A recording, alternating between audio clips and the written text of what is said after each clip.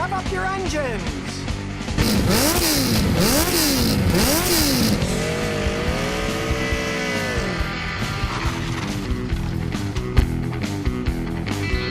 It's time for ScottyKilmer.com. I just had this Honda towed over to me, and it doesn't start. So what do? Well, since it's a Honda, I'm going to open the hood. I'm going to check the ignition system, because they go out all the time on Hondas. I'm going to use one of these simple spark plug checkers that cost $8. You just pull out one of the spark plug leads, put the tester on, and hook it up to a piece of metal. Then you crank the engine over and see if it sparks as it cranks. And in this case, it's not sparking at all. It should be sparking like this.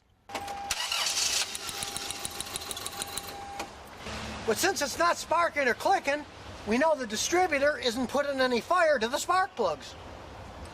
Now, that could mean the distributor lost power, but we're checking that.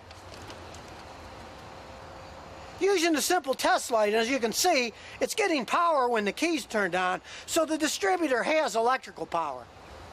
And Honda distributors go out all the time, so we're going to change the distributor out. So we'll unscrew the distributor cap and take it out of the way. Marking on the distributor, so we put it back in the same position. A little line here and a little line there. Then unplug the electrical leads and remove the bolts that hold the distributor in place. Then wiggle the distributor and pull it out.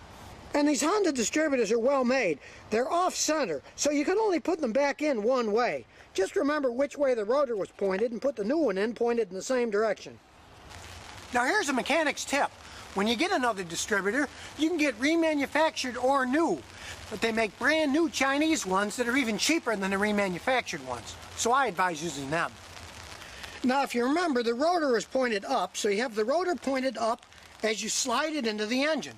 Just slide it in and wiggle it a little until it goes in place. Then connect the electrical connections so that they snap. Then put the distributor cap back on. Then see where you marked the old distributor.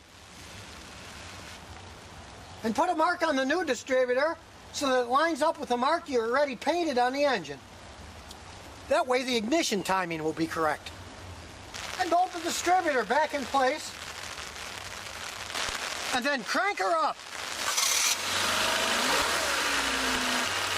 And now we've got a nice running Honda. And it's a good thing because it started to rain.